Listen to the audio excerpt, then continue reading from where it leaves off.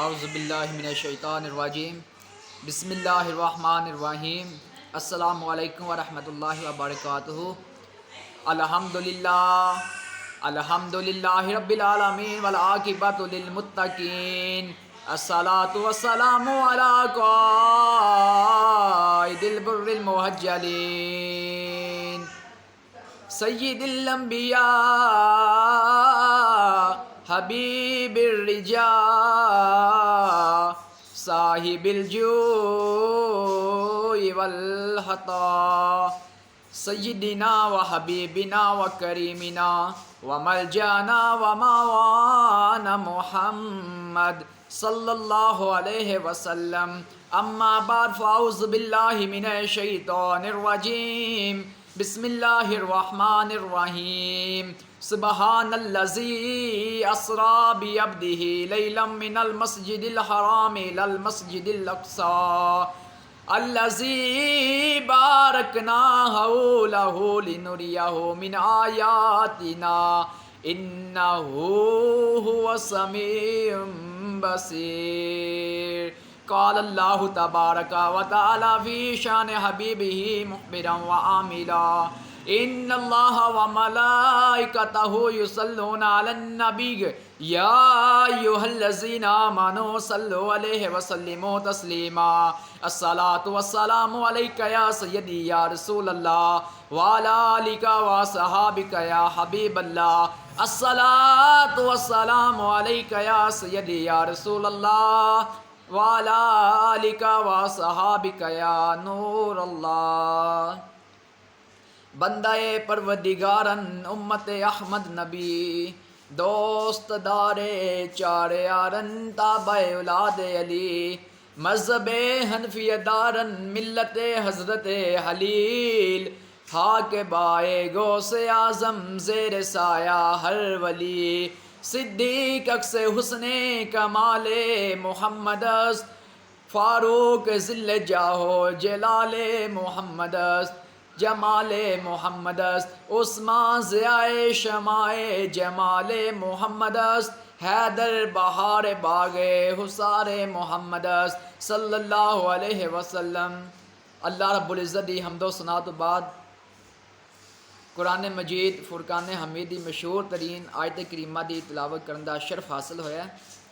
دعا ہے کہ اللہ رب العزت آج کی محفل کو اپنی بارگاہ میں شرف قبولیت عطا فرمائے۔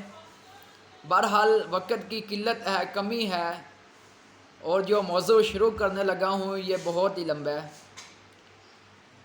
پہلا پارہ میں نے کھولا، مجھے معراج کا ذکر نہیں ملا، دوسرا پارہ کھولا نہیں ملا، تیسرا چوتھا پانچواں دسواں بارہواں چودھواں نہیں معراج کا ذکر ملا۔ جب میں نے 15واں پارہ پڑھنا شروع کیا تو پہلی آیت کریمہ میں مجھے معراج کا ذکر مل گیا۔ اللہ رب العزت نے فرمایا، خطبے کے دوران تلاوت کیا، اللہ رب العزت نے فرمایا سبحان الذی اسریٰ۔ کچھ یوں لفظی ترجمہ کو سنا دیتا ہوں۔ اللہ فرما رہا ہے سبحان الذی اسریٰ، پاک ہے وہ ذات، بعبدہ اپنے بندے کو، لیلم راتوں رات، من المسجد الحرام مسجد حرم سے لے کے، الی المسجد الاقصی مسجد اقصی تک سیر کرائی، الذی بارکنا بابرکت دی ہم نے، لنوریہ تاکہ دکھا دیں ہم اس کو، من آیاتنا اپنی نشانیاں، انہ هو السمیع بصیر بے شک وہ دیکھنے والا ہے۔ کچھ یوں لفظی ترجمہ تھا۔ اللہ رب العزت نے اپنے محبوب کو سیر کرائی، دیگر انبیاء علیہ السلام کو بھی سیر کرائی، لیکن جو میرے محبوب، میرے آقا و مولا حضور پر نور شافع یوم نشور، شہنشاہ مدینہ، تاجدار مدینہ، سرور کائنات حضور نبی اکرم نور مجسم رحمت عالم صلی اللہ علیہ وآلہ وسلم کو معراج کرائی، وہ کسی اور کو اس طرح کی نہیں کرائی۔ اللہ رب العزت نے اپنے محبوب کو سیر کرائی، فرما رہا ہے سبحان الذی اسریٰ، پاک ہے وہ ذات جس نے اپنے محبوب کو سیر کرائی یہ یعنی اس سے یہ معلوم ہوتا ہے یہ دعویٰ میرے نبی کا نہیں تھا، یہ دعویٰ میرے اللہ کا تھا۔ اللہ فرما رہا ہے پاک ہے وہ ذات جس نے اپنے محبوب کو سیر کرائی، کسی چیز کی نہیں کرائی، کسی امریکہ کی، کسی چائنا، کسی ملک کی نہیں کرائی۔ اسرا بعبدہ لیلا من المسجد الحرام الی المسجد الاقصی، مسجد حرم سے لے کے مسجد اقصی تک سیر کرائی اپنے محبوب کو۔ جس رات میرے آقا علیہ الصلوۃ والسلام نے سیر کرنی تھی، اس رات میرے آقا علیہ الصلوۃ والسلام حضرت ام حامی کے گھر تشریف فرما تھے، آپ آرام فرما رہے تھے۔ اللہ نے فرمایا جبریل جاؤ میرے محبوب کو لے کے آؤ، آج ملن میں بڑا جی کرتا ہے۔ جدہ شاعر نے یوں ترجمہ فرمایا اپنے شعر کے انداز میں، فرمایا جا جبریلا تو یار لیا ساڑا دید کرنے نو جی کردا، جا جبریلا تو یار لیا ساڑا دید کرنے نو جی کردا، سارے یار نبی دے سونگے نے تو سدرا تے بیٹھا کی کردا۔ حضرت جبریل جب میرے آقا کی بارگاہ میں آئے، دیکھا میرے آقا احرام فرما رہے ہیں، عرض کی یا اللہ حضور احرام فرما رہے ہیں، کس طرح انہیں اٹھاؤں، کیا دروازہ کھٹکا دوں؟ فرمایا جبریل نہیں، تجھے نہیں پتا میرا محبوب احرام فرما رہا ہے؟ فرمایا یا اللہ پھر کیا کروں، یا اللہ پھر کیا کروں؟ فرمایا جاؤ چھت کے اوپر چڑھ جاؤ، چھت کے اوپر جا کے سوراخ کرو۔ فرمایا یا اللہ سوراخ کر لیا، اب نیچے بھی آ گیا ہوں، اب ہلا دوں اپنے محبوب کو، ایسے ہلا کے جگا دوں؟ فرمایا نہیں نہیں نہیں، ہلانا نہیں، یہ میرا محبوب ہے، کوئی عام شخصیت نہیں۔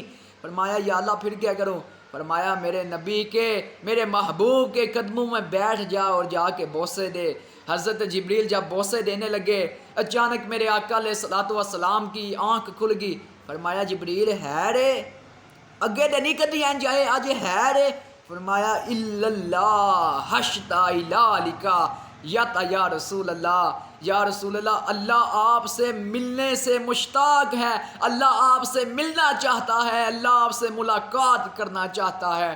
میرے آقا علیہ الصلوۃ والسلام حضرت جبریل میرے آقا کے لیے سواری جنت کی لے کے آئے، براق جنت کا لباس پہنایا، غسل دیا۔ جب میرے آقا علیہ الصلوۃ والسلام براق پہ بیٹھنے لگے، میرے آقا نہیں بیٹھے۔ حضرت جبریل نے عرض کی یا مالک، یا رسول اللہ بیٹھے کیا ہوا ہے آپ کے لیے؟ جنت کی سب سے بہترین سواری براق لے کے آیا ہوں، اس سے بہترین مجھے سواری نہیں ملی جنت میں، آپ اس میں کیوں نہیں بیٹھ رہے؟ فرمایا جبریل آج میرے لیے تو یہ لے آئے ہو سواری، کل قیامت کے دن پل صراط میں میری امتیوں کا کیا بنے گا؟ ادھر کون سی وہ اتنا طویل سفر وہ کیسے طے کریں گے؟ امام غزالی فرماتے ہیں کہ وہ جو پل صراط ہوگا تلوار سے تیز ہوگا، بال سے باریک ہوگا اور بہت ہی لمبا سفر ہوگا، وہ پل کے نیچے جہنم ہوگی۔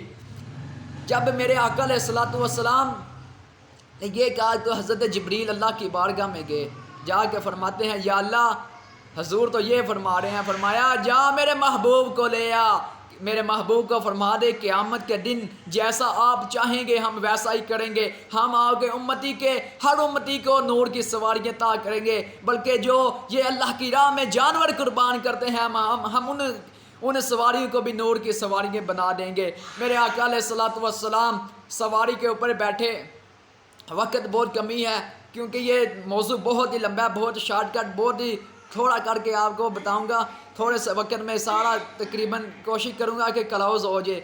فرماتے ہیں حضرت میرے آقا علیہ الصلوۃ والسلام جب سواری کے اوپر بیٹھے تو میرے آقا اب جانے لگے ہیں آسمانوں کے اوپر۔ حضور فرماتے ہیں میں جب پہلے آسمان کی سیر کی، دوسرے آسمان کی، جب تیسرے آسمان، چوتھے آسمان، جب میں چھٹے آسمان کے اوپر پہنچا، حضور فرماتے ہیں بڑرت فی قبری موسیٰ فہو قائم فی یصلی قبرہ، میں نے دیکھا کیا کہ حضرت موسیٰ علیہ السلام اپنی قبر میں کھڑے ہو کے نماز ادا کر رہے ہیں یا درود پاک پڑھ رہے ہیں۔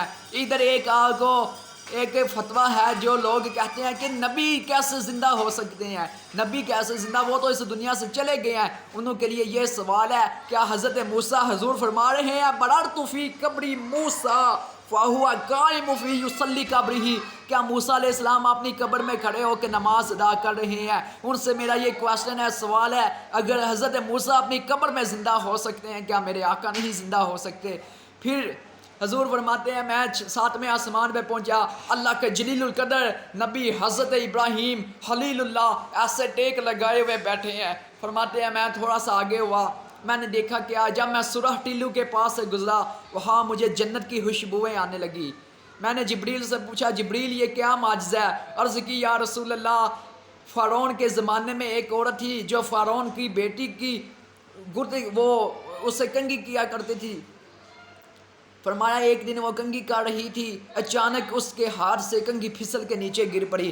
اس عورت نے بسم اللہ الرحمن الرحیم کر کے اس کنگھی کو اٹھایا تو وہ فرعون کی بیٹی کہتی ہے کہ بتا اللہ کے بارے میں کیا کہتی ہے؟ اس عورت نے کہا اللہ رب السماوات والارض، اللہ وہ ہے جو آسمانوں کا بھی رب ہے، جو زمینوں کا بھی رب ہے، جو مجھے بھی پالتا ہے، جو سب کو پالنے والا ہے، جو تجھے کھلاتا ہے سب کو کھلاتا ہے۔ وہ فرعون کی بیٹی نے کہا، اس عورت سے کہنے لگی بتا میرے بابا کی بارے میں کیا کہتی ہے؟ فرمایا تیرا بابا کو جھوٹا ہے، لانتی ہے۔ جب یہ سارا معجزہ وہ فرعون تک پہنچا، فرعون کا دربار لگ گیا، فرعون نے اس عورت کو بھی بلایا، اس کے 2 بیٹے تھے وہ بھی بلائے۔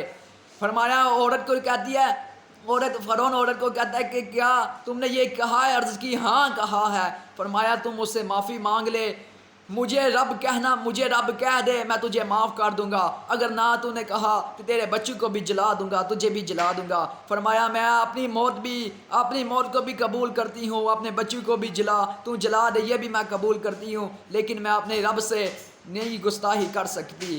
میں کیسے تجھے خدا مان لوں؟ خدا تو وہی ہے جو وحدہ لا شریک ہے، اس کے سوا کوئی شریک نہیں۔ چنانچہ اس نے گرم تیل کیا، اس کے سامنے ایک بیٹا اس کا جلا دیا گیا۔